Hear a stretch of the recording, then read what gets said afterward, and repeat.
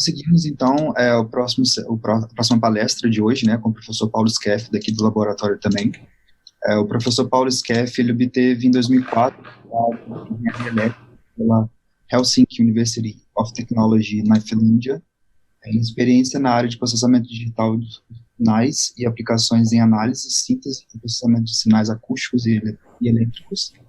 Desde 2009 é pesquisador aqui do laboratório, do LNCC, e hoje ele coordena o Departamento de Métodos Matemáticos e Computacionais daqui do laboratório.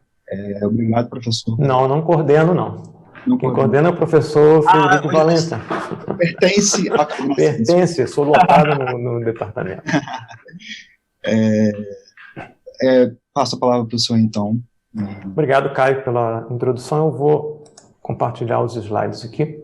Bem, primeiramente eu gostaria de agradecer ao convite feito pela professora Sandra Malta e a comissão de organização do seminário para proferir essa palestra comemorativa dos 40 anos do LNCC, ou, de fato, pelo ciclo de palestras comemorativas. É uma honra para mim poder participar dessas celebrações.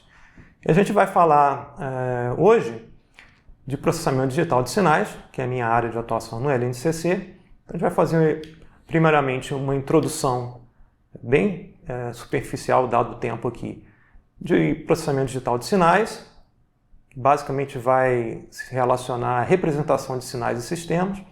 Vai falar um pouco de processamentos típicos que são feitos com sinais, né, e uma forma de representar sinais através de modelagem. E na segunda parte da apresentação nós vamos usar parte desse ferramental que a gente falou na primeira parte para falar de estimação de sincrofasores.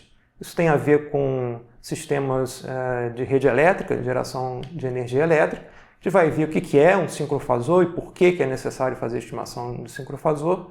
E também vai ver desafios da estimação de sincrofasores em cenários em que o sinal que é observado contém perturbações do tipo integral. E por fim a gente conclui a apresentação. Então, uma cadeia típica de processamento digital de sinais faz essa interface entre o mundo analógico, no qual a gente vive, e a gente vai exemplificar aqui com um caso específico, que é um sinal acústico, né? Variação de pressão atmosférica, que é capturada por um microfone, que vai transformar essa variação de sinal acústico num sinal elétrico. Isso vai ser pré-amplificado, e a gente tem uma representação desse sinal elétrico no tempo contínuo. A gente pode pensar que é uma função em que, para qualquer instante de tempo que a gente considere, existe um valor de sinal presente aqui. A gente representa isso por um sinal x de t, tem uma variável nos reais, um conjunto denso. A gente não consegue tratar esse tipo de sinal no computador, a gente vai discretizar esse sinal. Isso é feito por um conversor analógico digital, que vai discretizar não só o domínio, ou seja, o tempo, no caso aqui, como também vai quantizar a amplitude.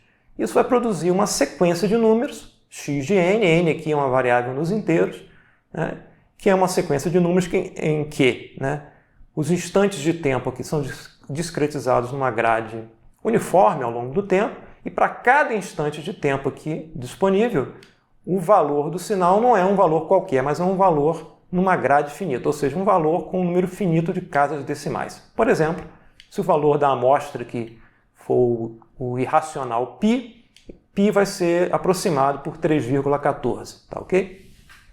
Bem, uma vez tendo essa sequência discreta, né, que é chamado de sinal digital, a gente pode processar esse sinal com um computador ou com um processador digital de sinais. Pode não fazer nada, pode simplesmente armazenar esse sinal num arquivo, tá, em memória. Mas a parte de processamento digital de sinais tipicamente envolve algum tipo de transformação, modificação, algum operador que é aplicado a esse sinal x de n e transforma esse sinal num sinal modificado y de n. Tipicamente, no caso mais comum, sistemas lineares invariantes no tempo, mas podem ser sistemas não lineares variantes no tempo também. Suponho, no caso aqui, que a gente tenha processado essa sequência x de n, produzido uma sequência modificada y de n. Caso a gente queira levar essa sequência novamente para o mundo analógico, a gente vai passar essa sequência por um bloco chamado conversor digital analógico, que basicamente vai interpolar uma função contínua pelas amostras do sinal, reconstruir um sinal y de t né, isso vai ser amplificado e vai, né, ser entregue aqui para um outro transdutor eletroacústico, que é o alto-falante, que vai transformar essa variação de sinal elétrico, né, por exemplo, aqui interpolado, contínuo, né, em variação de pressão atmosférica, e a gente consegue ouvir através do sistema auditivo humano essa informação. Então essa é a cadeia típica de processamento digital de sinais.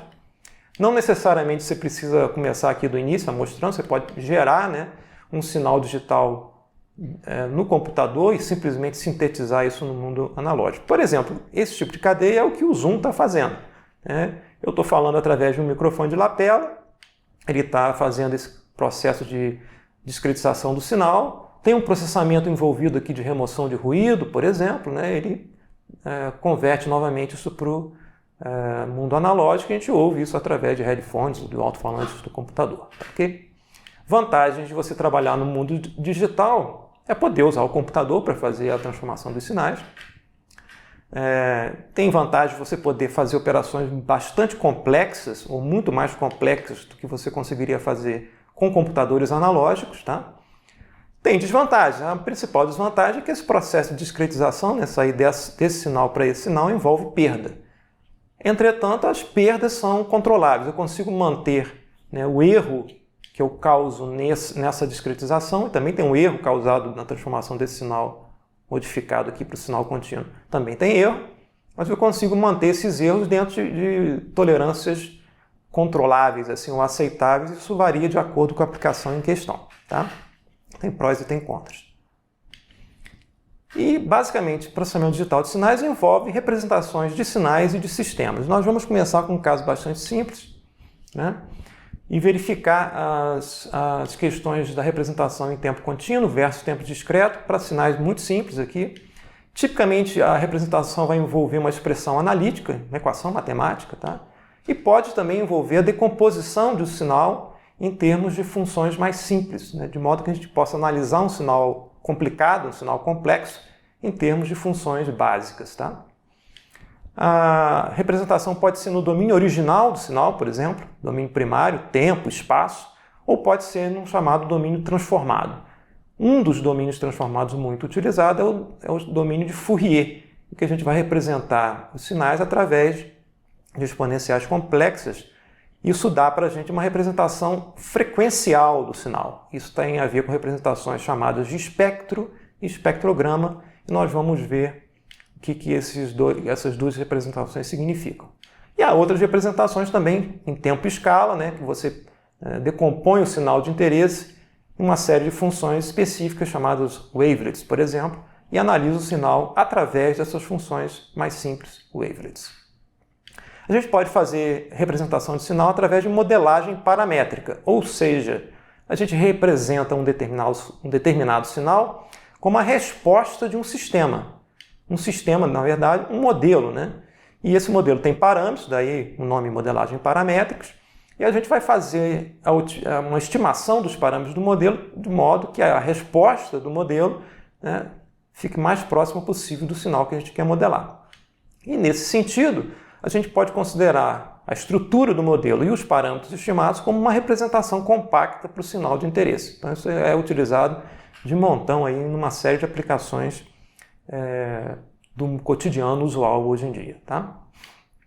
Vamos começar então com um sinal bastante simples, que é uma classe de sinais, sinais periódicos. São sinais que se repetem, né? Então um sinal é dito periódico, aqui eu estou considerando um sinal em tempo contínuo, θ nos reais. Tá? O sinal é dito periódico se x de t é igual ao x de t mais um período t grande aqui, também real, e é o menor t grande em que essa repetição ocorre. Um exemplo típico de sinal periódico é um sinal cossenoidal. X de t vai ser uma constante A que multiplica cosseno, né, desse ângulo que depende do tempo. Esse ângulo vai ser dado por ω0t mais um φ. A gente pode desenhar, né, essa função. Então a gente tem aqui x de t em relação a t. Né, você tem a variação cossenoidal de amplitude constante igual a que estou desenhando aqui em vermelho. Tá? O período de repetição é t grande, né? É o período em que essa forma de onda se repete ao longo do tempo. Por isso que a gente escolhe o menor t, porque se a onda se repete aqui com t grande, ela vai se repetir em qualquer múltiplo inteiro de t grande. Tá? a gente pode definir uma quantidade ω0 como frequência. Note que aqui a gente tem duas parcelas formando esse ângulo, né? E essa primeira parcela aqui é um produto, né, de um determinado ω0 por tempo. Então, ω0 é a razão entre ângulo e tempo. Essa taxa de variação de ângulo por tempo a gente denomina de frequência. Tá? E φ aqui é um ângulo inicial. Quando a gente tem um ângulo aqui que depende do tempo, a gente denomina isso aqui como fase, tá? Uma denominação da nomenclatura. Então a gente tem aqui, por exemplo, nesse caso, o φ igual a zero. Se a gente mudar o φ, a gente simplesmente muda o início aqui, né? Onde é que essa forma de onda está começando. Tá ok? E essa quantidade ω0, como eu falei, é frequência, né? Ela está relacionada com o período. Okay? Então, o período t é relacionado inversamente com a frequência ω0, né? E com um fator de escala aqui 2π. Tá ok? Um sinal super simples e que é super utilizado, né, para você decompor um sinal mais complicado através desse tipo de função periódica. Tá? A representação frequencial desse sinal pode ser vista como a escrita dessa função a cosseno de ω0t em termos de exponenciais complexas. Isso vem lá da relação de Euler. Né? A gente pode escrever essa equação como a dividido por 2 em uma combinação de duas exponenciais complexas, e elevado a j ω0t mais e elevado a j menos ω0t. O j aqui é a unidade imaginária. Então você pode representar esse sinal no domínio frequencial ω agora, tá? Chamar isso aqui de x grande de ω, como duas componentes. Essa componente e elevado a menos j ω0t, que está representada aqui por essa componente, e a componente e elevado a j ω0t, com essa frequência ω0. Como essa função cossenoidal é real, essa função espectral aqui, essa função na frequência, ela é simétrica em relação à origem. Tá? A gente nota aqui que na representação frequencial, basicamente isso aqui é a representação de Fourier desse sinal no tempo. Ela é uma representação singular no sentido que você só tem dois valores não nulos aqui no domínio transformado ω, que é a frequência, e ela é não periódica, ou seja, eu tenho dois valores não nulos e esses valores não se repetem ao longo do domínio. Tá? Isso aqui é bastante importante, né? Porque esse sinal em tempo contínuo não é tratável no computador, mas essa representação por série de Fourier, ela é uma representação que você pode considerar como discreta. Eu tenho apenas dois valores não nulos no domínio. Então é passível de ser tratado no computador. Tá? Então existe uma relação muito íntima entre representação em série de Fourier para sinais periódicos com o tratamento desses sinais do ponto de vista computacional. Se a gente comparar agora representações no domínio contínuo em relação ao domínio discreto, né, há diferenças importantes. Né?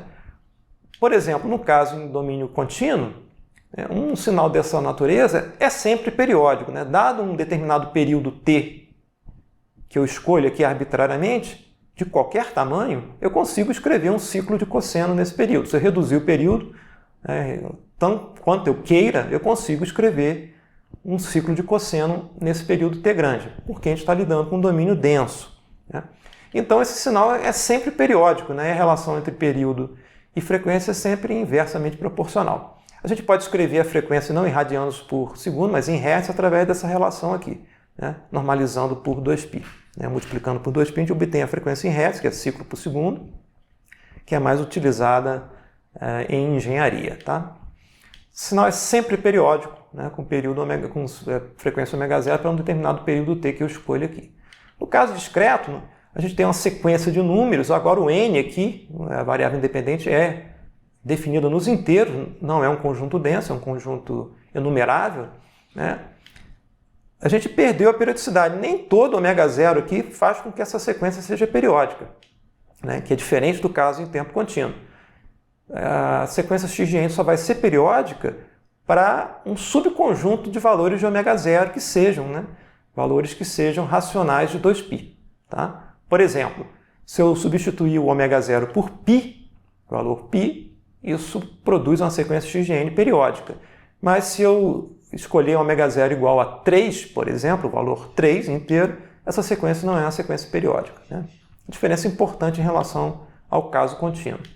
No mais, em termos de variações, né, a gente viu aqui que Desde que eu reduza o T, a frequência aumenta indefinidamente, né, sem qualquer limitação. No caso, em tempo discreto, a figura é diferente, né? Se eu tenho um domínio definido nos inteiros, em n pertence aos inteiros, a variação mais rápida que eu consigo criar num sinal dessa natureza é um sinal que tem uma amostra para cima e outra para baixo. Tá? Isso implica, né, uma limitação na frequência máxima representável para um sinal dessa natureza. Eu posso escrever esse sinal como uma sequência x de n, que é dado por A, que multiplica menos 1 elevado a n. E que eu posso escrever como A cosseno de π, que multiplica n. Então, no argumento principal, a máxima frequência representável para um sinal desse é igual a π. Tá? Então, num caso de sinal discreto, a gente já tem uma limitação na frequência máxima representável, que é π radianos por amostra. Isso aqui no argumento principal. Por quê? Porque existe essa identidade trigonométrica, né? Cosseno de um determinado ângulo é igual ao cosseno do ângulo mais qualquer múltiplo inteiro de 2π. Logo, né, essa representação ela também é periódica, a representação do domínio frequencial. Tá? Se a gente olhar agora novamente a representação frequencial e comparar os domínios contínuo e discreto, né, a gente tinha visto antes, né, que no caso de tempo contínuo a representação frequencial era singular e não periódica, mas no caso em tempo discreto, né, a representação ela é periódica, continua sendo singular e periódica, mas num período aqui entre menos π e π, porque ela se repete de 2π em 2π. Tá? Então, a representação frequencial, além de ser singular, ela também é periódica. Né? Enfim, a gente está lidando com uma representação periódica, mas como todo sinal periódico, toda informação que a gente precisa saber está contida num período. Então, basta a gente olhar aqui, né, um período entre menos π e π para ter a caracterização frequencial do sinal de interesse. Tá? E a gente pode, com essas unidades básicas, esses sinais básicos, construir sinais mais sofisticados, né, mais complexos. Um exemplo de sinal é o sinal harmônico, em que a gente tem uma composição de uma frequência fundamental e os múltiplos inteiros da frequência fundamental. Do ponto de vista gráfico, né, eu tenho uma componente cossenoidal aqui com frequência ômega zero, né, e tenho somada essa componente, uma componente de frequência 2 ômega zero, 3 ômega zero, 4 ômega zero e assim por diante, né, que a gente pode construir aqui matematicamente como essa sequência XH, né, de harmônico de n, né, como um somatório de cossenos, né, com amplitudes diferentes, e cuja frequência de cada cosseno é múltipla inteira da frequência fundamental ômega zero. Tá? Esse tipo de representação, sinal harmônico, acontece na natureza em vários fenômenos. Por exemplo, produção vocal, produção de voz, né, tem esse tipo de padrão, produção de som de um instrumento musical também tem esse tipo de padrão harmônico, uma série de outros fenômenos na natureza. Tá? A gente vai também ver a representação analítica de um sinal cossenoidal, isso porque a gente vai usar depois na segunda parte da apresentação. Então, para sinais reais, né, a gente viu que tem um espectro simétrico em relação ao ômega igual a zero. Suponha que você tem um sinal x de t, novamente aqui, sinal representação no tempo contínuo, A cosseno de psi-t. A representação analítica desse sinal é você substituir o cosseno de φt por e elevado a j, j é a unidade imaginária, psi de t. Isso, do ponto de vista matemático, essa representação pode ser construída como a soma entre x de t e j, que multiplica a transformada de Hilbert do sinal x de t. Eu não vou entrar no mérito do que é a transformada de Hilbert nessa apresentação. Do ponto de vista de representação no domínio frequencial, a gente viu essa representação frequencial para o sinal A cosseno de ômega zero t, a representação do sinal analítico x de t, xa de t, basicamente você vai jogar fora a componente de frequência negativa e multiplicar por 2 a parte que sobrou aqui da componente em frequência positiva. É isso que essa operação aqui faz para produzir o sinal analítico. De modo, né, que a parte real de xa de t retorne aqui o x de t. Tá? Isso vai ter uma série de vantagens em relação a gente poder, por exemplo, né, esse psi de t é uma fase, se a gente fizer a taxa de variação dessa fase em relação ao tempo, a gente obtém a chamada frequência instantânea. Que é o caso aqui, né, se a gente da gente poder obter magnitude e frequência instantâneas a partir da representação analítica de um sinal, que no caso aqui, por exemplo, a amplitude, a magnitude também é uma função de tempo. A gente tem um produto de duas funções temporais, a de t vezes cosseno de psi-t. Tá? A gente consegue, no caso em que essa variação A de t é lenta e com o espectro separado, né, de e elevado a j psi-t, esse espectro aqui é concentrado na frequência, ou seja, eu tenho uma variação cossenoidal em que a frequência do cosseno varia aqui, tá? E não só aqui em frequência, mas também na magnitude, né? A variação da magnitude é controlada, é controlada aqui por A de t, e o espectro de variação de A de t está separado do espectro da variação da frequência instantânea aqui psi de t, né? Da derivada dessa função de fase, tá ok? Então, se houver essa separação aqui, a gente consegue escrever o sinal analítico como A de t que multiplica E elevado a J psi de t. Tá? E nesse caso, satisfeita essa condição de separabilidade aqui, a gente consegue obter a magnitude instantânea mi de t como simplesmente a magnitude do sinal analítico e a frequência instantânea associada ao sinal analítico como 1 sobre 2π, isso aqui para poder escrever essa frequência em Hertz, da derivada temporal do argumento do sinal analítico, que é o psi de t. Vai ser igual a 1 sobre 2π da derivada temporal de psi de t. A gente vai usar isso mais na frente, na segunda parte da apresentação. Tá? A análise de Fourier é basicamente o que a gente viu antes em relação a você decompor um sinal ou uma sequência x de n em termos de exponenciais complexos. Então, simplesmente a gente vai projetar a sequência de interesse, né, sobre um outro sinal, que eu vou chamar aqui de φ, parametrizado por ômega de n, que é uma exponencial complexa com magnitude unitária e elevada a j ômega n. Tá ok? Então, mudei aqui o parâmetro da ômega, ele muda aqui o ômega, que é a frequência de oscilação dessa exponencial complexa. E para o argumento principal, ou seja, ômega entre menos π e π radianos, eu faço aqui o produto interno, né, entre x e essa função φ, ômega de n. Isso vai produzir um número para cada valor de ômega aqui do parâmetro, né, que eu controlar aqui. E a gente constrói, então, uma função x grande de ômega, e essa função é chamada de espectro. Ok? Basicamente, o produto interno entre a sequência e essa base, né, que é um sinal que tem uma frequência só, né, que é ômega. Então, essa função complexa x grande de ômega é chamada espectro de Fourier. Isso, o que significa se eu encontrar um módulo, né, um determinado valor não nulo? Significa que em x tem uma componente φ ômega n, né, com a magnitude dada aqui pela magnitude do x grande de ômega. Tá? Quer dizer, eu decompus num sinal que é com magnitude unitária, né? Mas pode ser que esse sinal esteja presente na sequência x com outra magnitude. Então, essa medida aqui informa qual é a magnitude dessa componente aqui no sinal x. Além disso, eu posso ter uma defasagem em relação à fase nula. Esse sinal aqui tem fase nula, é e elevado a j ômega n mais 0, né, na fase aqui, mas pode ser que ele apareça em x com uma defasagem em relação a essa fase nula. Então a gente vai enxergar nessa medida aqui da fase do x grande. Tá, ok? Essa é a análise de Fourier. Tá? Como é que a gente usa isso no computador? Note, né, que essa representação do espectro de Fourier é uma função contínua em ômega. Ômega aqui é um valor real. Tá? A gente não consegue, né, trabalhar com essa representação contínua no computador.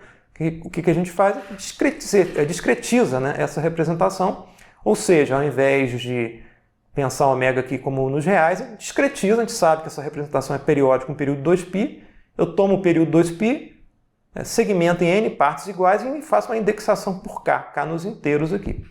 Essa representação discretizada é chamada de DFT, ou espectro discreto de Fourier. Tá? É uma sequência, novamente é uma sequência indexada por inteiro, k nos inteiros, e cada valor da sequência é um valor complexo. Tá? Bem, a gente paga um preço em discretizar o espectro de Fourier. O preço é que a gente vai ter que trabalhar com sequências de duração finita, e com duração finita L menor do que N, onde N aqui foi o número de pontos em que a gente segmentou o intervalo 2π. Tá? No mais, a gente pode escrever, né, ou obter, né, o xk de N fazendo né, uma operação matriz-vetor. Coloco os elementos da sequência x de n num vetor, já que ele é um conjunto finito de valores, tá? E existe uma matriz que eu posso construir aqui, W, de valores complexos, fazer essa multiplicação W vezes x e obter aqui a sequência de valores x grande que é associada aqui a essa sequência x de k. No mais, existem algoritmos rápidos para fazer essa multiplicação. Essa matriz W, no caso direto, é uma matriz cheia e eu posso construir algoritmos rápidos, que são da família das transformadas rápidas de Fourier, em que eu escrevo essa matriz W como um produto de matrizes esparsas. Isso dá conta, né, de você realizar essa conta de forma rápida. Tá? Bem, isso a gente falou do espectro de Fourier. Isso é um tipo de representação. Outro tipo de representação é o espectrograma, né? Isso está associado a você poder rastrear, né, o comportamento espectral ao longo do tempo. Como é que a gente faz isso na prática, né? Pensando aqui na representação tempo-frequência da análise de Fourier. Eu tenho um sinal de longa duração, segmento em blocos de mais curta duração, blocos de L amostras. Para cada bloco de L amostras, eu computo aqui a DFT de tamanho n do sinal e obtenho aqui a magnitude da DFT, que é uma sequência, essa sequência em azul aqui, em amostras em azul, tá? E vou organizar a magnitude para cada um desses blocos da representação de Fourier em magnitude como uma matriz, tá? E vou representar a intensidade aqui de cada amostra por código de cor, tá? Então eu gero uma representação chamada de espectrograma. No exemplo aqui desse gráfico, os blocos estão justapostos, tá? Eu posso também fazer uma segmentação em que esses blocos estejam sobrepostos. É também possível fazer isso. Então, só para exemplificar, né, a riqueza dessa representação do espectrograma, né, a gente vai ver um sinal aqui. Deixa eu só habilitar aqui o... já está habilitado. Tá? A gente vai ver um sinal no tempo, tá? Representação temporal de um determinado sinal. A gente pode tocar esse sinal para vocês ouvirem esse sinal. Um sinal esquisito, né? A representação temporal é amplitude variando ao longo do tempo. A gente não consegue observar aqui nenhum padrão típico de comportamento repetitivo do sinal, tá? A gente percebe que tem umas variações aqui, tem uns tufos aqui de sinal, né, aproximadamente na mesma distância no tempo, né? Mas de resto a gente não consegue observar uma estrutura muito clara do sinal. No domínio frequencial a mesma coisa, computei o espectro de Fourier, aqui é a frequência no eixo horizontal e intensidade no eixo vertical. Quer dizer, cada valor aqui indica para a gente que tem uma componente nesse sinal com essa frequência, com essa intensidade, com essa magnitude. Tá? Aqui também a gente não tem uma visão clara de uma estrutura bem comportada do sinal em termos de espectro. Tá? Agora, se a gente olhar o espectrograma, esse sinal tem um espectro tal que, ao longo do tempo, ele forma aqui o símbolo do NNCC. Então, a representação por espectrograma revela, né, ou pode revelar em geral, uma estrutura que está escondida, que a gente não consegue enxergar, seja na representação original do sinal, no tempo, ou na representação puramente espectral. Mas, ao longo do tempo, o espectrograma pode revelar aí uma estrutura escondida que a gente não consegue observar nas duas outras representações. Tá? Esse tipo de representação por espectrograma é utilizado em diversas áreas do conhecimento. Por exemplo, em bioinformática, né? A gente tem um exemplo aqui em que o tempo, na verdade, não é tempo, né? Você tem uma sequência de DNAs, as bases ATGC são transformadas aqui em números complexos, né? E a gente segmenta o sinal em blocos de 60 bases, tá? ATGC, e faz blocos superpostos por desloca a janela de uma base, tá?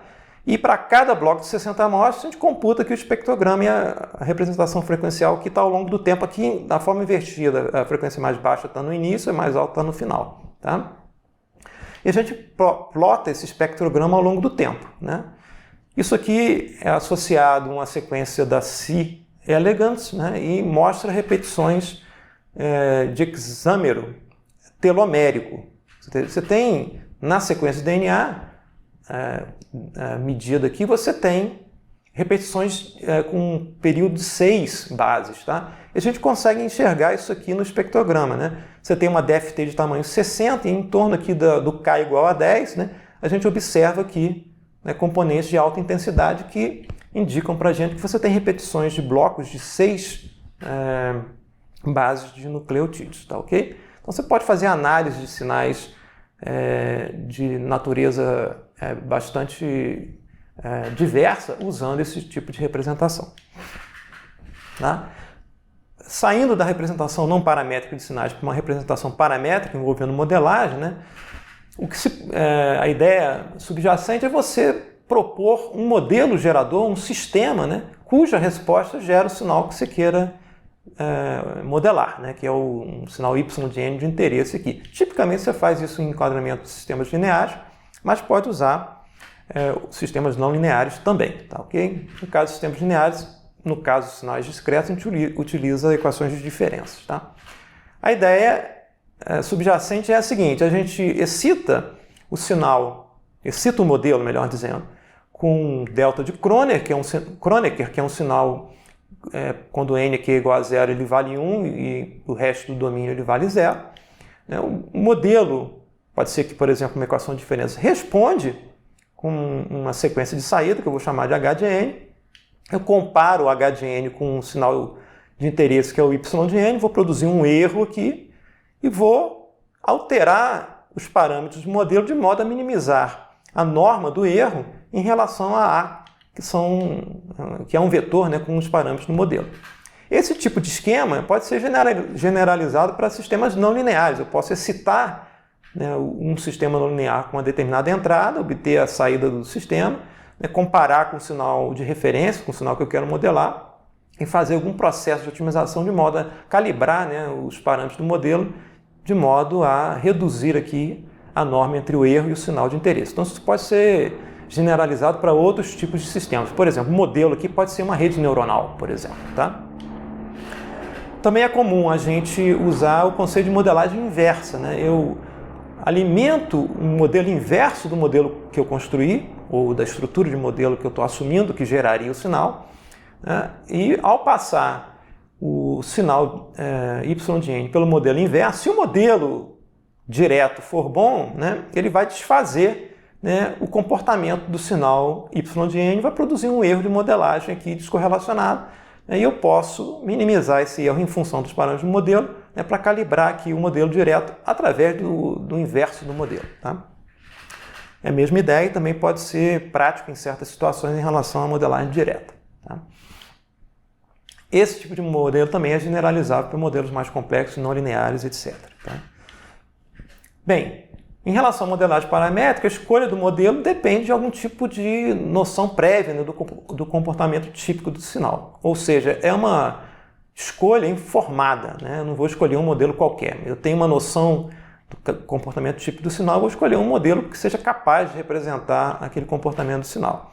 A estimação dos parâmetros do modelo envolve algum tipo de otimização, pode ser feita em blocos estacionários ou pode ser feita de forma adaptativa ao longo do tempo. Tá? Suponha que você tem um modelo variante no tempo. E existem várias técnicas para a gente fazer isso. Técnicas lineares, técnicas iterativas e uma classe de técnicas diferentes aí. Tá? E esse tipo de modelagem tem aplicações diversas na literatura e para vários problemas. Por exemplo, detecção de anomalias, redução de ruído, análise e síntese ou reconstrução de sinais, compressão e codificação, rastreamento, né, de informações, etc. Tá? E agora a gente vai mostrar rapidamente algumas aplicações típicas, né, de processamento digital de sinais. Uma delas é muito utilizada, chamada filtragem seletiva. Eu tenho aqui uma representação frequencial do sinal. Isso aqui é puramente abstrato, tá? Eu tenho um sinal com vários componentes frequenciais aqui, em vermelho e em marrom, tá? E tem um chão de ruído aqui representado em verde. Tá? Eu posso, por exemplo, querer jogar fora essa parte das frequências agudas e variações rápidas dos sinais, e eu faço isso através de um filtro seletivo chamado passa-baixas. Idealmente, esse filtro vai preservar as frequências baixas, né? E vai jogar fora, né? Vai levar a zero as frequências a partir de uma determinada frequência de corte aqui, de modo com que ao final da filtragem, a gente tem um sinal modificado, né, que só contém as frequências baixas e as frequências altas foram eliminadas. Né? A gente pode também tentar reduzir ruído de fundo. É o caso aqui que o Zoom faz, né? Tem um módulo lá de redução de ruído de fundo. A ideia é você tentar identificar componentes que estejam acima do chão de ruído aqui, né? Preservar essas componentes e jogar o ruído fora, né? Tentar reduzir a parcela de ruído. Isso é feito através de um procedimento chamado filtragem de Wiener, né? Em que você vai de alguma forma estimar aqui o chão de ruído, né? E verificar aqui qual é a proeminência, né, das componentes em relação ao chão de ruído, né, e selecionar aqui, né, seletivamente, né, as regiões em que você tem componentes proeminentes em relação ao chão de ruído, de modo que no final das contas você preserve aqui o máximo que você puder as componentes acima do chão de ruído e jogue fora, né, as componentes que estejam abaixo do chão de ruído. Você pode perder componentes, por exemplo, essa componente aqui estava ligeiramente acima do chão de ruído, essa aqui estava completamente imersa no chão de ruído, e após a filtragem você perdeu essa componente. Então não tem filtragem ideal, né? Não tem filtragem perfeita, você acaba tentando resolver o problema da melhor forma que você pode. Existem problemas relacionados à separação de fontes. Aqui eu tenho dois sinais harmônicos com frequências fundamentais diferentes, um sinal harmônico aqui com componentes frequenciais mostrados em vermelho, um outro sinal com uma frequência fundamental um pouco acima, um pouco mais aguda, tá?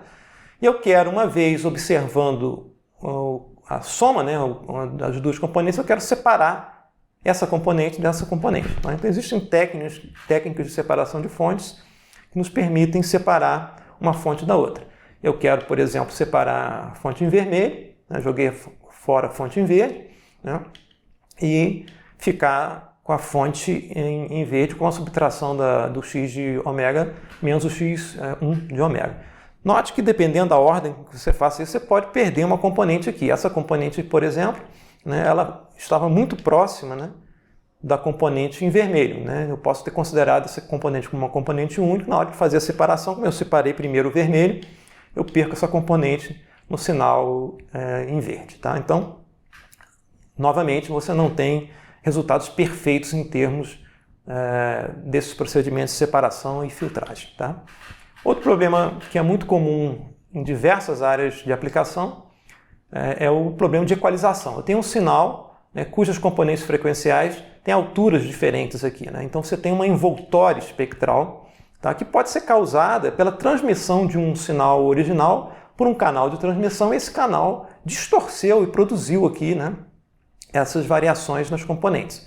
Idealmente, né, o sinal transmitido era um sinal tal que as componentes tinham a mesma altura, digamos assim, e um canal de transmissão distorceu, né, a intensidade dessas componentes. Você vai estimar aqui nessa envoltória espectral e filtrar o sinal, né, com a inversa, né, dessa estimativa da envoltória, de modo que você vai multiplicar o espectro do sinal de interesse, né, por um filtro H, que é o inverso, né, da estimativa da envoltória espectral, de modo que no final das contas, né, o sinal filtrado tenha novamente aqui componentes com a mesma altura. Esse tipo de procedimento de equalização é utilizado em telecomunicações, em astronomia, em imagens médicas, ou seja, em qualquer tipo de procedimento em que o sinal de interesse, né, é modificado por um canal de transmissão que distorce esse sinal, você quer desfazer essa distorção. Às vezes esse procedimento de equalização também é chamado de deconvolução. Do ponto de vista de modelagem paramétrica, né, você pode, uma vez estimado um modelo paramétrico, vamos supor linear, por exemplo, para um determinado sinal, você pode usar filtragem inversa para fazer detecção de anomalias. Né? Note, eu tenho um sinal y de n que é composto pela soma de um sinal sem ruído, x de n, mais uma anomalia localizada aqui no n igual a k. Tá? E a gente calculou, né, estimou um modelo paramétrico que é bom para o sinal x de n, um modelo adequado para x de n. Então, se a gente filtrar, né, o sinal y pelo modelo inverso, a gente vai obter aqui uma parcela e, né, que é o erro de modelagem associado a x, que vai ser um erro baixo, já que a gente estimou um modelo aqui minimizando a norma de e. Tá? E essa parcela aqui vai ser passada pelo modelo, vai produzir aqui a resposta do modelo, multiplicada por alfa. Né? Como a gente minimizou né, na estimação do modelo o erro associado a x, né, a variância dessa parcela acaba ficando maior, né, do que a variância do erro. Tá? De modo que a gente consiga observar muito mais claramente, né, a localização da anomalia no erro de modelagem do que no domínio original do sinal. A gente pode, então, fazer um procedimento de detecção via limiar, né, para identificar a localização da anomalia. Isso é muito utilizado em detecção de anomalia via modelos paramétricos. A gente pode também usar modelos paramétricos para fazer extrapolação ou predição de sinais, né? Suponha que você tem um sinal y de n, calculou um bom modelo, um modelo adequado para esse sinal aqui, passa o sinal pelo modelo inverso, encontra aqui o erro de modelagem, completa o erro de modelagem com zeros, tá? E você aplica esse sinal estendido com zeros no modelo direto, né? Então, a parte associada ao erro de modelagem vai reconstruir o sinal original, o y de n, e aqui na transição entre ter erro de modelagem não nulo e começarem os zeros, a gente pode pensar que a gente deu uma condição inicial nesse instante ao modelo, ele passa a responder de forma homogênea, já que a entrada aqui é nula. Ele passa a reproduzir aqui, com base apenas no modelo, e não mais na excitação, uma predição, né, uma extrapolação do sinal baseada no modelo em que ele... no modelo de comportamento do sinal aqui via, né, o modelo estimado. Tá? Então você pode pensar nessa parcela de amostras reconstruídas como uma extrapolação, uma predição. Por exemplo, a gente tem um sinal y de n, calculou um modelo adequado para esse sinal. Tá? O sinal acaba aqui, mas eu deixo, né, o sistema rodando de forma homogênea, por mais tempo ele reconstrói, né, via o modelo, né, um sinal extrapolado. Se a gente olhar aqui, por exemplo, na transição, a gente percebe que esse sinal aqui é mais ruidoso e o modelo reconstrói um sinal com o mesmo comportamento, né, do sinal anterior, mas uma versão mais limpa do sinal, porque o modelo é bom, né, para um sinal limpo, determinístico, e não para a parcela estocástica do sinal. Ok? A gente pode usar também modelagem para fazer reconstrução de sinais ou interpolação. Novamente, eu estimei um bom modelo para o sinal de interesse, x de n, sinal em azul aqui, e no meio do caminho aqui tem uma perda de informação e essas amostras vêm a zero. Tá? Tem uma parte que está faltando no sinal. Eu posso fazer um procedimento de otimização de modo a minimizar o erro de modelagem em função agora, não dos parâmetros do modelo, mas em função das amostras faltantes, e ele vai reconstruir aqui o sinal de interesse no meio do caminho. E é um sinal cujo comportamento se assemelha ao sinal do entorno. Tá? Esse tipo de procedimento, por exemplo, é utilizado em perda de pacotes em transmissão via internet. Por exemplo, você transmite um sinal de voz, existem erros no meio do caminho, você perde parte da informação, você pode, né, usar esquemas desse tipo para reconstruir, né, informações faltantes no sinal, desde que você tenha um bom modelo que represente o comportamento do sinal. Em geral, você pode pensar na utilização de processamento digital de sinais e modelagem, né, para fazer uma série para tentar resolver problemas de classificação de padrões, de inferência de informações de mais alto nível. Tipicamente, o esquema é o seguinte: você tem dados brutos, ou a informação do domínio original, vai processar essa informação via análise, filtragem, né, análise de tempo-frequência, modelagem, estimação, etc., transformados, né, representar esses sinais através de grafos, etc., obter uma representação compacta dessa informação aqui, tá? E aplicar essa representação compacta, ainda que compacta, ela tem que ser informativa desses dados aqui, por exemplo, a um classificador de padrão, que vai tentar encontrar padrões de formação desse sinal aqui, né, e segmentar isso aqui em N padrões diferentes. Esse classificador pode ser construído de várias formas, né? É uma otimização que pode ser feita de forma subdivisionada, às cegas, linha inspirada, inferência estatística, aprendizado profundo, você escolhe a que você quiser. Tá? Esse esquema pode ser também feito não para classificação de padrões, mas para inferência de informações. Você pode também tentar, dada uma determinada representação informativa e compacta dos dados, tentar identificar, né, informações de alto nível associado a esses dados. Por exemplo, você pode entregar aqui ao sistema uma representação da forma de onda do sinal, tá? Um sinal acústico, por exemplo, sinal de música, e tentar inferir informações de alto nível. Por exemplo, qual é o gênero musical, quais são os instrumentos que foram tocados, né? Eu entrego aqui o som da música e ele entrega para você uma partitura, que é uma representação simbólica, né, do que foi tocado, e assim por diante. Isso também é utilizado em uma série de aplicações, tanto na área de sinais musicais, na área de processamento de imagens, né, você segmentar imagens, né, separar textura, né, de objetos e coisas dessa natureza. Tá, ok? Bem, essa parte de processamento de sinais, ou mais informações sobre essa parte de processamento digital de sinais, pode ser obtida, né, na página do Laboratório de Processamento de Sinais, que é aqui lps.lncc.br, e também no canal do LPS no YouTube. Vocês encontram aí materiais como as aulas da cadeira que é oferecida na pós-graduação, a GA 038, Processamento Digital de Sinais. Todas as videoaulas e o material desse curso estão disponíveis na página do LPS e no canal do YouTube. Também mini-cursos, como um mini-curso de análise de tempo-frequência, que foi oferecido no programa de verão 2020. Mini-cursos de introdução a sistemas lineares e uma série de outros clipes associados a essa área de sinais e sistemas. Tá? Então aproveitem aí a disponibilidade desse material. E agora a gente passa para a segunda parte da apresentação, que é a estimação de sincrofasor. Tá?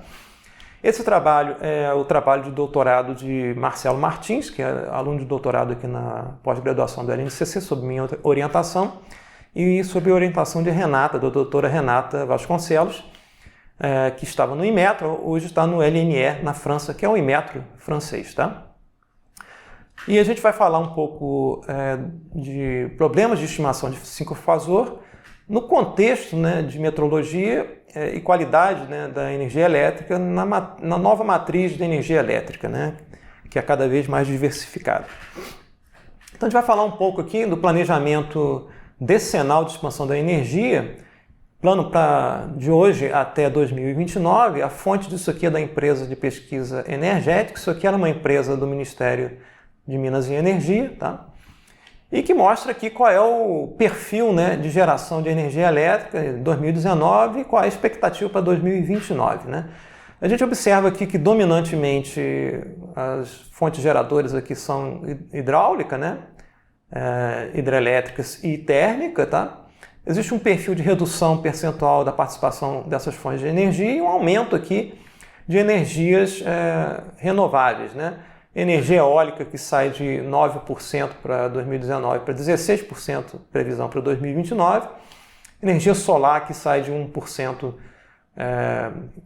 em 2019 para 5% em 2029, previsão. Né?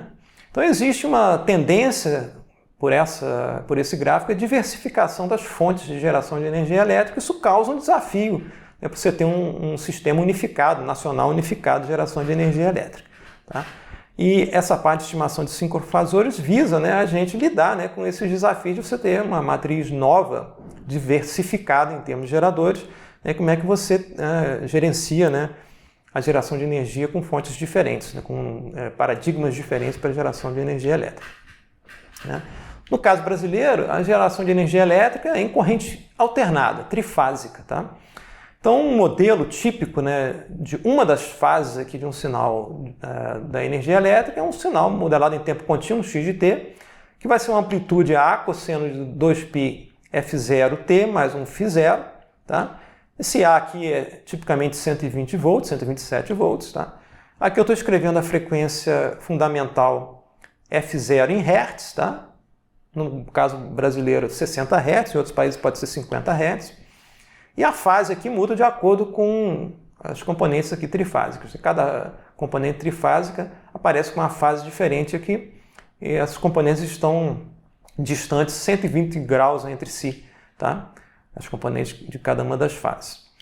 E a questão é a seguinte, né? Para você ter um gerador que esteja integrado ao Sistema Nacional de Geração, né, ele tem que gerar um sinal que esteja sincronizado em amplitude, frequência e fase, né, com a geração trifásica da fonte principal. Tá? Então, há uma necessidade do modelo de geração elétrica de sincronizar todo mundo, tá? Em amplitude, frequência e fase.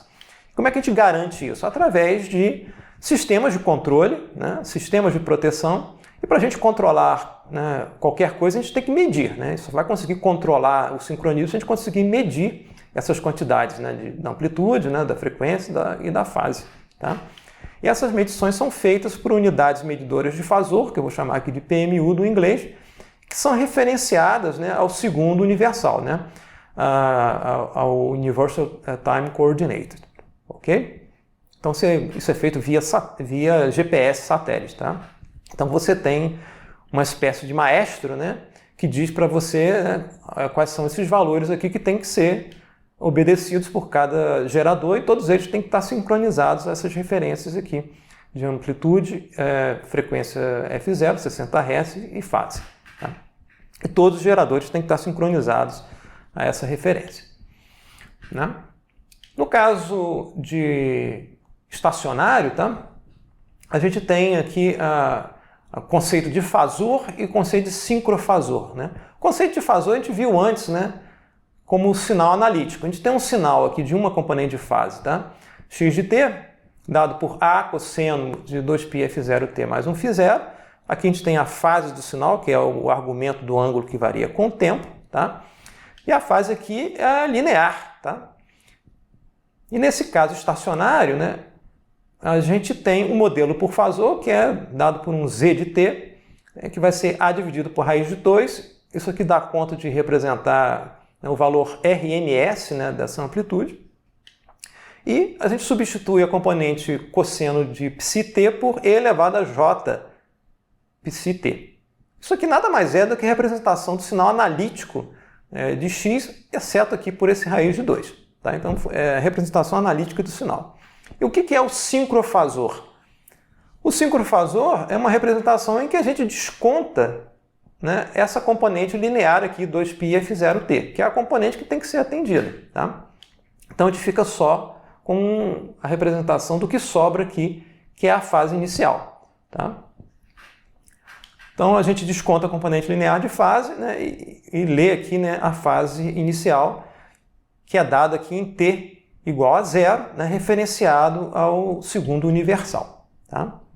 Então essa aqui é a representação por sincrofasor. Num caso estacionário, note aqui que a fase é linear e o A aqui não muda, tá? O A aqui é constante. Isso tem a ver, né, com, analogamente, isso tem a ver com um efeito estroboscópico. Tá? Aqui tem um vídeo, né, que você tem aqui um prato de toca-disco, né, tem aqui uma luz que pisca, né, a 33 1/3 rotações por segundo, e você quer que o prato do toca-disco esteja girando a essa rotação. Tá? Então, se o prato estiver de fato girando essa rotação, né, eu vejo essas marquinhas aqui paradas no tempo. Agora, se por acaso a rotação mudar, essas marquinhas começam a se deslocar, né, ao longo do tempo. Né? Então, o fasor, né, seria você não ter essa luz piscando, e o sincrofasor seria você sincronizar, ter uma luz piscando na mesma frequência de rotação do prato, né, de modo que você vai verificar aqui, né, esse φ parado ao longo do tempo, se o sinal estiver estacionário. Tá? Se o sinal não estiver estacionário, você vai ver, né, esse φ girando ao longo do tempo. Né? E se esse φ girar ao longo do tempo, você tem que atuar no sistema de forma a fazer com que ele fique controlado, né, estático, o que garante a sincronia do gerador, pelo menos na frequência. Tá? No caso não estacionário, né, eu tenho uma componente que varia no tempo aqui, de magnitude, que pode variar no tempo, e tenho, além da componente linear de fase, eu tenho a possibilidade desse φ não ser um φ constante, mas ser um φ que muda com o tempo. Tá? A representação por fasor vai ser, como a gente viu antes, a representação analítica desse sinal aqui, exceto para essa normalização por raiz de 2. E a representação por sincrofasor, isso é especificado aqui por essa norma do I3ES de 2018, é novamente o ψ de t descontado aqui, né, subtraído do 2πf0t, ou seja, da componente linear de fase. Tá? Então a representação por sincrofasor é essa x de t, dada por A de t dividido por 2π e elevado a j φ de t, onde φ de t é a componente que está variando aqui ao longo do tempo, né, descontando aqui a componente linear de fase. Tá?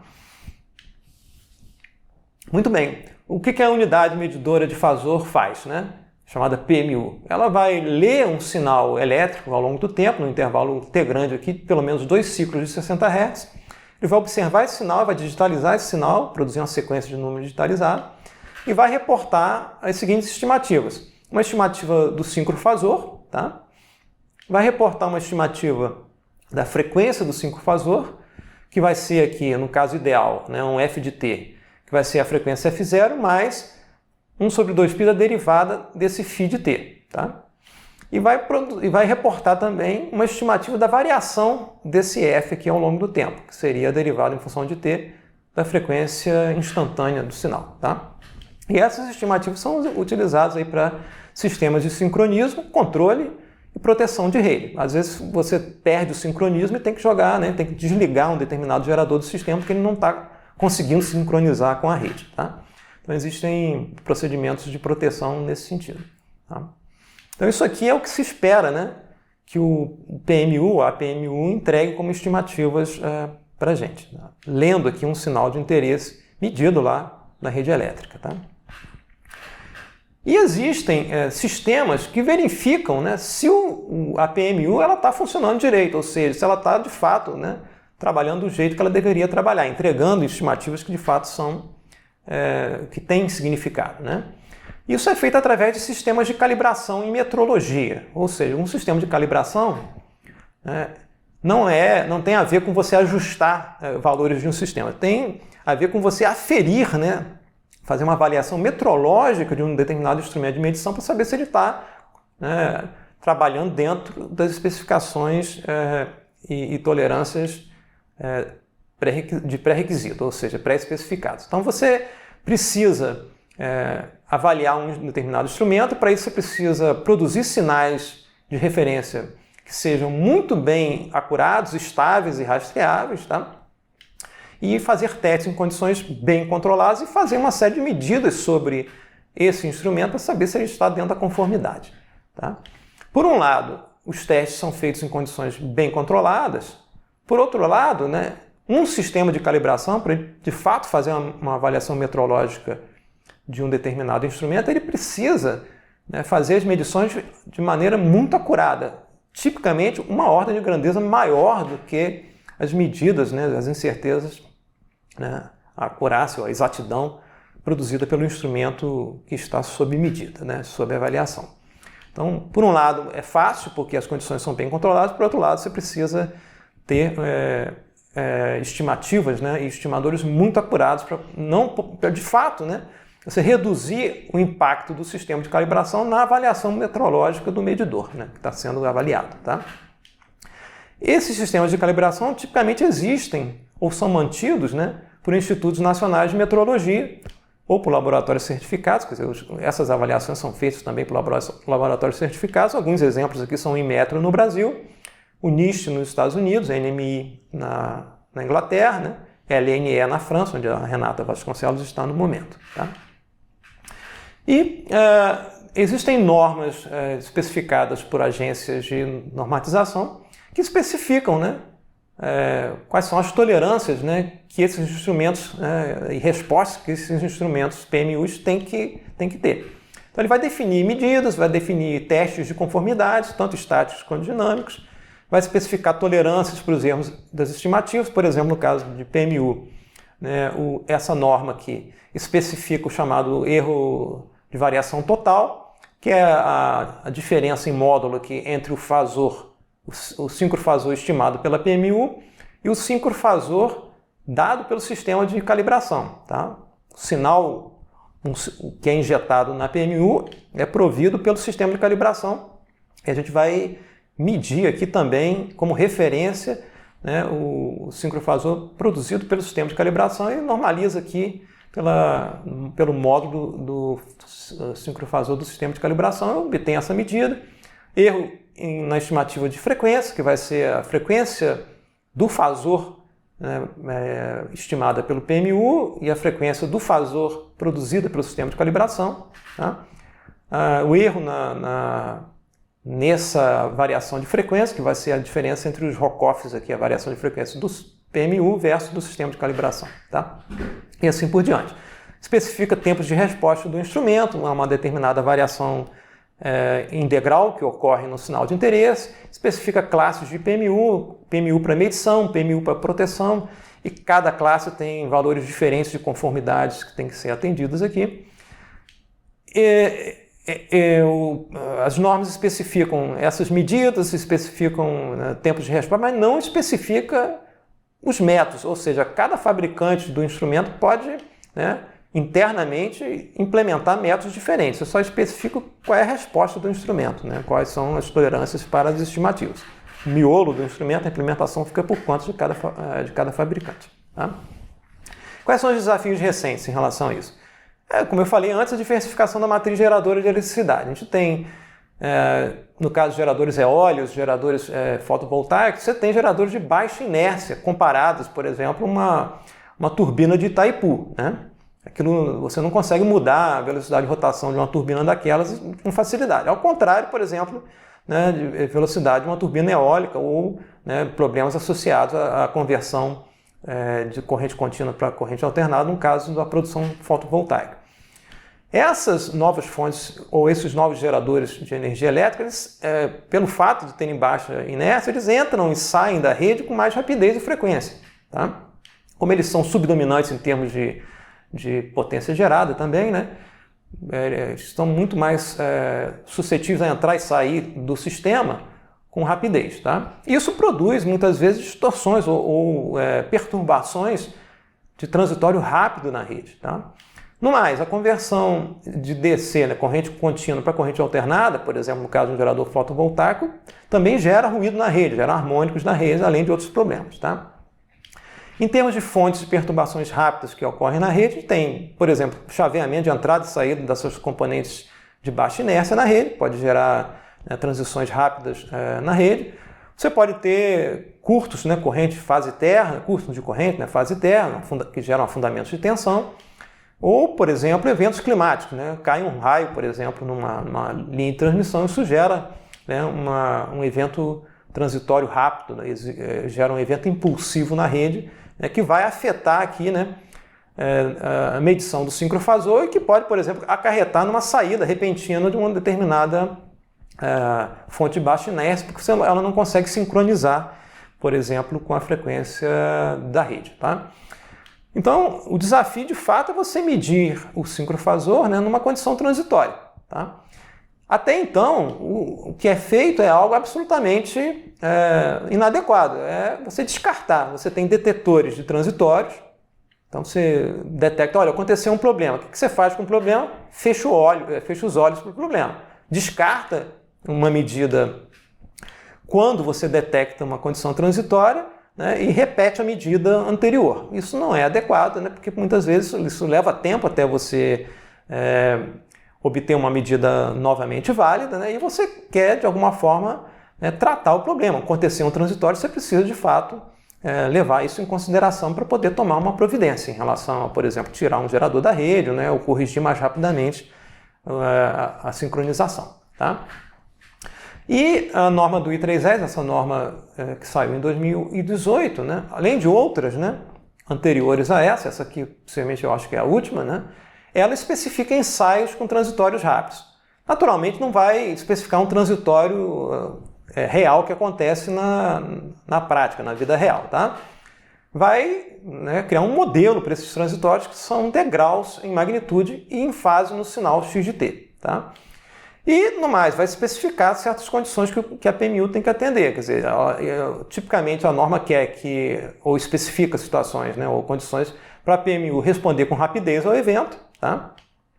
Que reporte medidas válidas do sincrofasor em condições de degraus aqui o quanto antes, né, porque você tem interesse em que o sistema corrija, né, a situação transitória o mais rapidamente possível e represente acuradamente o instante do salto. Né, o salto em degrau aqui que acontece no sinal x de t. Então a gente tem trabalhado com o Marcelo, né, em técnicos de processamento de sinais para sistemas de calibração, com o objetivo de construir um sistema de calibração no Inmetro, de forma a atender esses requisitos da norma. Tá? O sistema de calibração ele precisa entregar referências acuradas contra as quais a gente vai comparar lá, né, as medidas definidas em norma, né, de um sincrofasor submetido a degrau. Tá? Então, quais são as estratégias de solução, né, para a gente construir, né, essas referências acuradas? Primeiro, modelar o evento, né, e fazer a estimação dos parâmetros do modelo, né, do evento em questão. A gente pode definir também medidas intermediárias de um fasor, quando você tem uma situação transitória, né? O fasor tipicamente é definido numa situação estacionária, mas quando você tem uma situação transitória, o que você faz? Joga fora toda a informação que aconteceu ali ou tenta criar uma informação de alguma forma razoável, né? Algum tipo de definição razoável para a medida de interesse. E no mais, localizar via funções instantâneas de magnitude fásica, localizar o degrau, né, através dessas funções instantâneas associadas à representação analítica de x. Tá? Então, por exemplo, a modelagem dos transitórios rápidos vai ser feita com degrau de magnitude fase no sinal x de t. Eu vou fazer a modelagem aqui em tempo contínuo, por conveniência. Então, o x de t, no caso original, seria uma amplitude constante aqui, né, cosseno de 2πf0t mais 1φ0, mais uma parcela de ruído, né? Agora, essa magnitude, ao invés de ser constante, é uma magnitude que começa aqui em M1, tá? Mas no instante t igual a tal, né, você tem um salto na magnitude integral. Tá? Ela passa de M1 para um outro patamar aqui, que é M1, que multiplica 1 mais M2. Tá? Isso é dado por essa função U aqui, é a função degrau unitário, né, que é igual a 0 quando o argumento aqui é menor do que 0, e é igual a 1 quando esse argumento aqui é maior ou igual a 0. Tá? Você tem essa situação transitória. Isso aqui é tipicamente associado a um afundamento de tensão, né? O sinal está numa determinada amplitude aqui, uma magnitude, de repente tem um curto na rede, essa tensão cai por alguma razão, depois ela sobe. Tá? Isso é um tipo de comportamento típico. Na realidade dos fatos não vai acontecer assim, né? Isso é um modelo, né? Porque você não tem transitórios instantâneos aqui de um patamar para outro. Tá? Aí você modela dessa forma. No caso de degrau em fase, a gente mantém a magnitude constante, né? Mas no instante t igual a tal, né, a gente cria uma parcela que é um degrau na fase.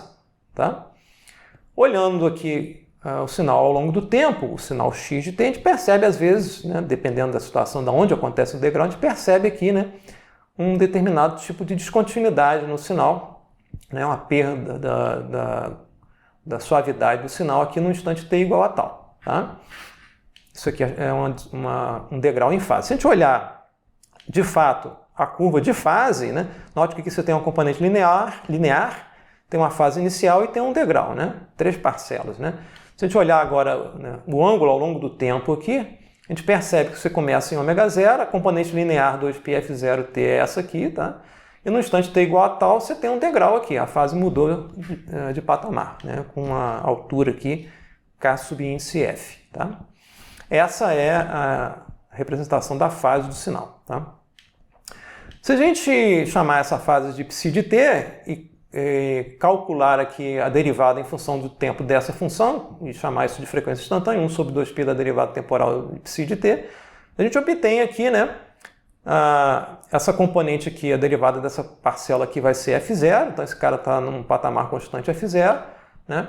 A derivada da segunda parcela é igual a 0, e a derivada do degrau é o delta de Dirac. Tá? Então você vai ter um delta de Dirac com área kf, né, ocorrendo aqui no instante t igual a tal. Tá? Isso aqui indica para a gente que essa representação ela é útil, né, para você detectar a localização do salto, a localização do degrau ao longo do tempo. Claro que essa representação aqui é super idealizada. Na prática a gente vai ter algo aproximado. Né? Você não vai ter um delta de Dirac, mas vai ter um pico, né, nessa representação, né, uma anomalia nessa representação que pode ser detectada por métodos de limiar. Tá? Então, nesse artigo aqui que a gente publicou ano passado no Transactions de Instrumentação e Medidas, tá? Associada aqui à modelagem de sincrofasor, a gente usou esses dois modelos anteriores de salto na magnitude e salto na fase, né? E propôs a detecção do degrau usando frequência instantânea, tá? Através da representação analítica do sinal, ou seja, a gente sai de um sinal x de t, discretiza o sinal, né? O sinal com um salto na magnitude ou na fase, obtém a representação analítica do sinal, ou seja, escreve o sinal analítico na forma discretizada aqui com magnitude que muda com o tempo, e elevado a j psi i de n, esse psi de n é a fase instantânea discretizada, tá? E calcula a frequência instantânea como proporcional aqui uma diferença de primeira ordem da fase instantânea. Tá? Aí a gente obtém aqui, né, a representação real do sinal. Né? A gente tinha visto a representação idealizada do modelo, que era essa aqui. A realidade dos fatos é diferente. Né? Você vai ter um sinal cujo F0 aqui não é constante, mas é um patamar que varia no entorno desse valor F0. O delta de Dirac vira aqui, de fato, uma variação que não é de uma amostra só, mas você tem um pipoco aqui, né?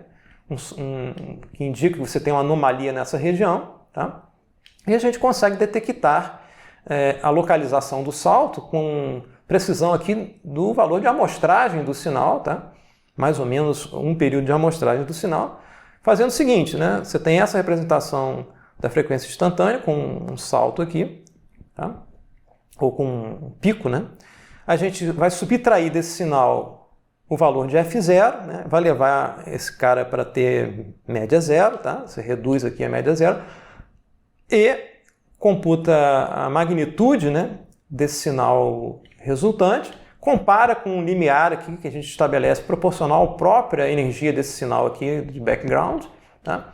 E se houver aqui uma anomalia que esteja acima do limiar, a gente identifica o valor máximo aqui como uma estimativa N chapéu tal, que indica a localização do degrau. Tá? Isso funciona bem usando apenas aqui a frequência instantânea. E por que a gente consegue encontrar saltos em magnitude, né, olhando o sinal da frequência instantânea? Porque o degrau em magnitude ou em frequência viola aquela condição de separabilidade entre, né, o espectro de A de N, né, e o espectro de Psi de N, o espectro de Fi de N. Tá?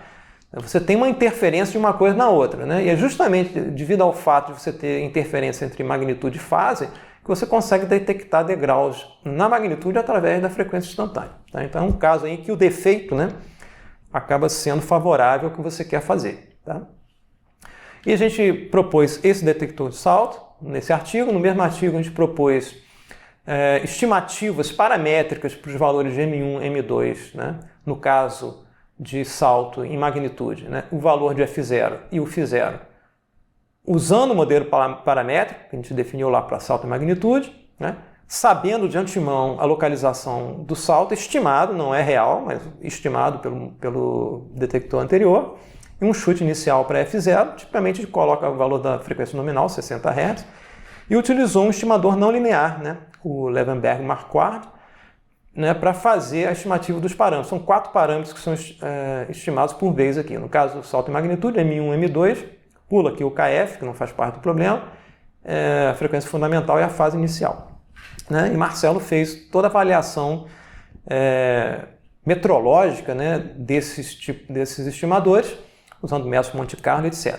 Né? E além disso, além dos estimadores, a gente também propôs uma definição de fasor intermediário, né? No caso de você ter um sinal que apresenta um degrau no meio do caminho. Então, para a magnitude, a gente escreve a magnitude do fasor intermediário como sendo uma ponderação, né, do patamar M1 pela duração que ele levou aqui, né, estimação N tal, né, e o patamar subsequente M1, que multiplica 1 mais M2, pela duração que ele levou aqui. Foi N grande menos, né, a estimativa N aqui de localização do degrau. A gente divide por N para fazer a ponderação aqui. N grande aqui é o número de amostras do sinal discreto que foi observado. Né? E a fase estimada aqui pelo estimador LM. Tá? No caso do fasor intermediário com salto na fase, né, a gente mantém aqui a estimativa RMS dado por M1 estimado dividido por raiz de 2, e a mesma ideia aqui para o caso da fase. Né? Você vai fazer uma ponderação aqui pelas durações. Na fase φ0 chapéu, né, durou aqui N tal amostras, e a fase φ0 mais o salto, né, durou aqui N menos N tal amostras, pondera aqui por essas durações e gera uma fase intermediária. Quer dizer, é melhor você ter uma representação ou ter uma medida intermediária do que simplesmente descartar a medida. Tá? Então a proposição é a comunidade científica que vai avaliar, não só a científica, mas na prática, né, os fabricantes vão avaliar se isso vale a pena ou não, se é razoável ou não, né, em situações de fato reais. Tá? E Marcelo fez, como eu falei, né, a avaliação de desempenho dos estimadores usando sinais sintéticos, né, para valores de salto em magnitude de fase especificados em norma. Né? No caso, você tem saltos de 10% em magnitude, um deslocamento de fase, um salto em fase aqui de 10 graus. Tá? A gente avaliou isso para 60 Hz, que é o caso da frequência nominal da rede brasileira. Fez simulações de Monte Carlo, não só para aquela parcela de ruído eta de T dos modelos, mas também para os parâmetros. Esses parâmetros aqui também sofrem variações. E ele fez a avaliação das estimativas obtidas pelo estimador LM em função de razão sinal-ruído, localização do degrau ao longo do sinal e também do valor de φ0. Tá?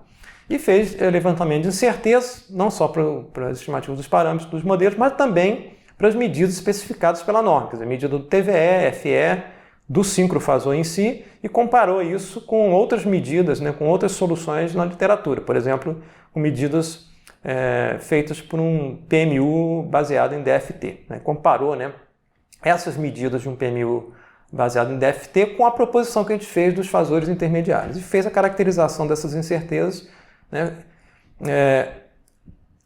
quer dizer, com essa avaliação usando sinais sintéticos, tá?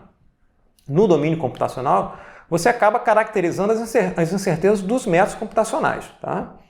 Quer dizer, você tem, digamos, um conjunto de incertezas nas medidas que você está fazendo.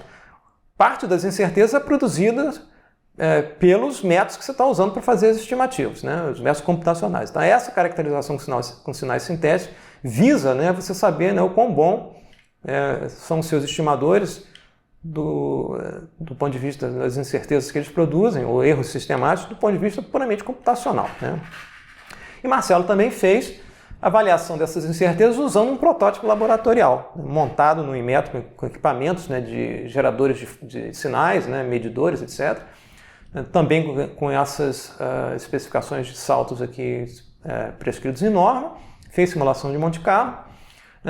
No caso, eles verificaram em laboratório que a razão sinal-ruído típica lá da instrumentação era de 60 decibéis, né? E a avaliação foi feita com essa SNR e variando, né, a localização do degrau ao longo do tempo. Né? E fez um levantamento de incerteza, da mesma forma que a gente fez antes com o caso sintético, nesse caso que é feito para sinais reais. Né? E a gente verificou, né, que as incertezas são bem maiores, né, num caso real do que num cenário simulado. Isso indica para a gente, tem dois lados, né, um lado bom e um lado ruim. Um lado ruim é que os instrumentos aqui não são tão bons, né, porque você tem incertezas maiores. Por outro lado, você tem, de fato, você tem que as incertezas dominantes estão sendo associadas ao sistema de calibração, ou seja, aos instrumentos do sistema de calibração. Quer dizer, as incertezas produzidas pelos métodos computacionais são bem menores. Você pode, de alguma forma, classificá-las como subdominantes em relação ao conjunto total de incertezas. Tá? E no mais, né, na hora que você trabalha com a vida real, né, você percebe que você pede lá para o gerador de sinais gerar um salto em magnitude, ele gera, ele tenta gerar, não vai ser aquele salto instantâneo, mas ao tentar gerar o salto em magnitude, ele também gera um salto em fase. Então você tem acoplamento aí, né, entre salto de magnitude e salto em fase, que a simulação computacional não consegue capturar. Né? Na realidade dos fatos, você acaba tendo problemas muito mais complexos, né, na vida real do que a modelagem que você está adotando. Tá? E depois, num outro artigo de conferência, que foi apresentado no final de 2009, nesse workshop associado a medidas de sistemas de potência, a gente trabalhou com detetores de degrau, usando não só a frequência instantânea, mas também a magnitude instantânea. Então, a gente projetou detetores de degraus híbridos, né? Basicamente a mesma ideia do detetor para frequência instantânea, a gente fez para a curva usando aqui ao invés de F, usando A, né, a curva da magnitude instantânea, e tomou o melhor dos dois caras aqui. Tá? Fez um detetor híbrido com a melhor solução entre essas duas opções aqui, e fez a avaliação de desempenho usando um setup experimental similar ao anterior. Né? E além disso, né, não só experimentou com degraus de magnitude e fase separadamente, mas também com degraus mistos quer dizer, ocorrendo tanto em magnitude como em fase ao mesmo tempo. Isso até para atender essa questão aqui, né? Na realidade dos fatos, você tenta gerar uma coisa, gerar um degrau de magnitude, mas ele também gera um degrau de fase. Então, essa aqui foi uma tentativa da gente se aproximar um pouco mais da realidade. Então, a gente trabalhou com detetores um pouco melhores e também propôs estimadores simples da frequência do fasor, né? Utilizando a própria curva, né, de frequência instantânea. Basicamente, você tem, como a gente viu anteriormente aqui, a curva da frequência instantânea, né? Você calcula uma estimativa do F0 aqui como a mediana dessa curva. A mediana vai descontar aqui por natureza do operador, né? Vai descontar essa anomalia e vai te dar, né, uma estimativa aqui aproximada do F0. Essa estimativa da frequência do fasor usando a mediana de FI, né, é pior, né, do que a estimativa produzida pelo método não linear, né, Levenberg-Marquardt. Mas ela é muito mais simples, é menos custosa, mas também é pior, né? Então você tem aí um balanço entre custo computacional e acurácia da estimativa, né? E a investigação atual está sendo calcada na decomposição desses sinais de funções instantâneas, né? Fase instantânea, magnitude instantânea e frequência instantânea, através de métodos que vão produzir para a gente uma componente polinomial suave, uma componente linear por partes, que vai representar os degraus, mais uma componente de ruído. Note que, na realidade dos fatos, esses sinais são contaminados por ruído, tá? E a ideia é tentar obter melhorias de desempenho, né, pela aplicação dessa decomposição primeiro a esses sinais e aí usar, né, os detectores que a gente propôs anteriormente e o estimador de F0 a posteriori, né, a posteriori em relação a você, por exemplo, se eu quero detectar aqui degraus, eu olho essa componente aqui dessas três, eu olho essa componente linear por partes, né? E se eu quero, por exemplo, melhorar a estimativa de F0, eu posso olhar só a componente polinomial, né, descontando o ruído. Então você pode, de alguma forma, melhorar esses estimadores usando essa decomposição, né, em três partes, né? Também existe uma investigação sendo feita para distinguir, né, entre um degrau em fase e degrau em frequência, que seria o caso de você ter a frequência está numa frequência nominal, de repente ela salta para uma frequência diferente da nominal, né? Então existem, usando esse tipo de ferramental, conseguir distinguir o que é um salto, um degrau em frequência e um degrau em fase, né? A caracterização do degrau, ou seja, saber qual o tamanho do degrau, onde ele ocorreu, não só onde, mas também qual é o tamanho do degrau, tá? E estimação do sincrofasor, né, ou do fasor, usando, né, a informação de que existe um degrau presente, você pode usar a definição do fasor intermediário, ou desconsiderando o degrau. Você pode pensar num fasor subjacente para distinguir o que é um problema local, ou seja, naquele local onde você mediu o fasor, existe um problema, mas existe um estado subjacente da rede, né, que não está afetado localmente por um curto que aconteceu localmente. Então pode ser informativo você entregar duas informações, uma que é local, tem um problema aqui, mas existe uma informação de qual é o estado da rede subjacente, né, globalmente falando, né? Então você entrega uma informação que é mais rica, né? E também estender essa investigação para o caso de dois degraus ocorrendo dentro de uma janela de observação. Por exemplo, para modelar aqui um afundamento de tensão, quer dizer, o sinal está num determinado patamar de tensão, cai e depois sobe de novo, tá?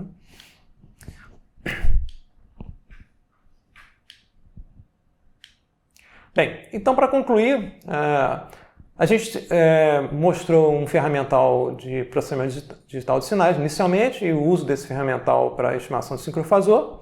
Isso vai ser, ou está sendo utilizado para a montagem, né, de um sistema de calibração de PMU no Inmetro, tá? E que exige aí estimadores de fasor e de sincrofasor mais acurados e robustos, numa situação em que você tem estado dinâmico, né, que você tem uma dinâmica com saltos ou com degraus no sinal de interesse, né? Naturalmente, esse ferramental, esses estimadores podem ser utilizados não só para calibração, mas para outras aplicações em campo, tá? Nada impede você usar isso também para melhorar, né, a própria implementação de um determinado PMU, tá? E tem um potencial para oferecer uma caracterização mais rica da perturbação, né? Eu não vou simplesmente descontar ou descartar uma medida já que tem um transitório rápido no sinal, mas eu posso indicar para você, não, existe o transitório, um degrau no sinal, onde é que ele está, qual o tamanho do degrau, né? E ao entregar aqui para quem for de interesse uma informação mais rica, você pode, né, facilitar aí, né, sistemas de controle, sincronismo e proteção de acordo com a aplicação de interesse. Tá? Existe um potencial de inovação porque essa interação entre os agentes de normatização, certificação, institutos de pesquisa, né, e fabricantes de PMU acaba produzindo, né, ao longo do tempo, né, instrumentos melhores e coisas dessa natureza. Tá? E existe um interplay aí entre esses agentes que podem resultar em inovação para o futuro. Né? E isso pode, ao longo do tempo, produzir mais estabilidade, né, e segurança na geração de energia elétrica, numa matriz mais diversificada e sujeita, né, a falhas. Né? E mais estabilidade, mais segurança, mais economia pode gerar impactos benéficos do ponto de vista econômico e socioambientais. Né? Então isso é desejável. É isso, pessoal. Então agradeço a atenção de vocês, saúdo pela paciência, né, de assistirem a 2 seminários em seguida e fico aí à disposição para responder perguntas que forem feitas. Obrigado. Obrigado, professor Paulo. Excelente apresentação. Nós temos uma pergunta aqui do professor Carlos Emanuel. Sim. E parabeniza pela apresentação, pela excelente palestra, pelo trabalho sob estimação do professor. Ele fala, você poderia, por favor, comentar sobre o uso de modelos de estado discretos em PDS e aplicações típicas desses modelos? Sim, você pode fazer modelos associados a sinais usando representação em espaços de estados, tá? E fazer a verificação de anomalias, né, ocorrência de anomalias ou mudança no determinado estado do sistema, né, através de uma representação de estados. E é uma forma possível de você tratar o problema. No caso aqui em que a gente está fazendo, né, a gente não está usando a representação em espaços de estados porque a gente resolveu tratar a questão em termos da modelagem de sinal, né, não modelagem do estado da rede, que pode ser feita através de uma modelagem em representação de estados do sistema, e de fato isso é feito. Não é uma questão aí de approach, né? Qual approach você está usando.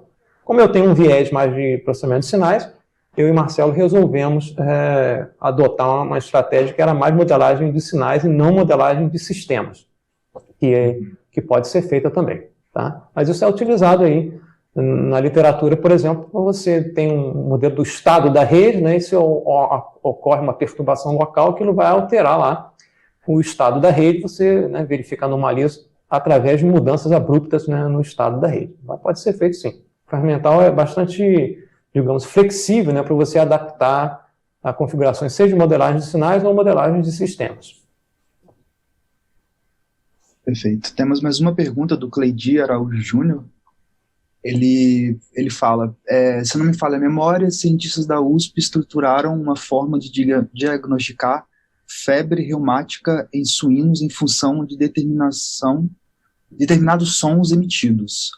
Com o crescimento da inteligência artificial, o senhor vê o campo para o processamento de sinais atuar no diagnóstico de doenças em humanos? É possível. Esse ferramental ele é transversal em várias aplicações na literatura. Né? Processamento de sinais hoje em dia é igual ao álgebra linear, você tem que saber. Então você aplica, né, desde de sistemas biológicos, né, astronômicos, né, entretenimento, né? Da mesma forma que você tem, por exemplo, você consegue, por exemplo, para pessoas que trabalham com voz, né? Você trabalha lá num call center o dia inteiro, 8 horas por dia, respondendo perguntas de clientes enraivecidos, né? Então, depois de 8 dias, você já está, né, em frangalhos. Né? Tem pessoas que desenvolvem problemas de nódulos vocais e coisas dessa natureza, e você consegue identificar isso sem exame médico, basicamente gravando a voz da pessoa, comparando, né, features, né, acústicas associadas à produção vocal e que identificam que a pessoa está tendo um problema nas cordas vocais, nas pregas vocais, que tem que ser tratado. Então, da mesma forma que você consegue inferir informações de alto nível a partir de uma informação acústica, né, você pode fazer isso para outras aplicações, por exemplo, no que o participante perguntou. Desde que você tenha desde que você use bem, né, esse ferramental, nada impede você inferir uma série de informações fazendo análise desses sinais, né, via técnicas de aprendizado de máquina, etc. É uma questão de saber usar bem essas ferramentas. Tá? Diagnóstico, por exemplo, de problemas existem em várias situações, né? Desde a área de biosistemas até a área de automobilística. Tá? Legal, muito interessante. O professor Carlos Manuel agradece pela resposta, e o diretor, o professor Augusto Gadelha, também ele parabeniza pela palestra.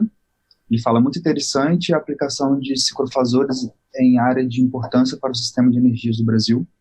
Na verdade, uma afirmação, né, que ele faz aqui. O Cleidi também agradece pela resposta e parabeniza pelo trabalho. E o professor Carlos Manuel fez mais um comentário, que temos smartphones avançados graças ao PDS. Com certeza.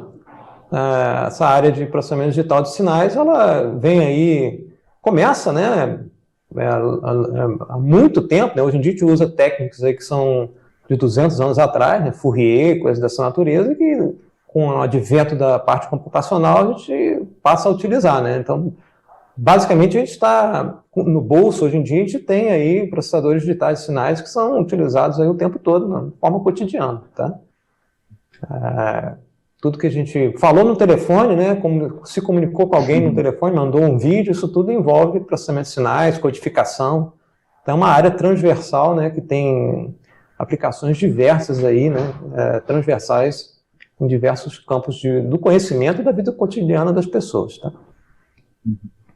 O que é importante é você saber usar bem as ferramentas, né, porque tem uma ferramenta que você vai usar de qualquer forma. Né? Então, quando você faz um curso de processamento de sinais, o que você aprende, né, é um uso correto das ferramentas. Né, existe um ditado em inglês que diz o seguinte, né, um bobão com uma ferramenta continua um bobão. Quer dizer, você tem que saber como utilizar de forma adequada uma ferramenta. Né?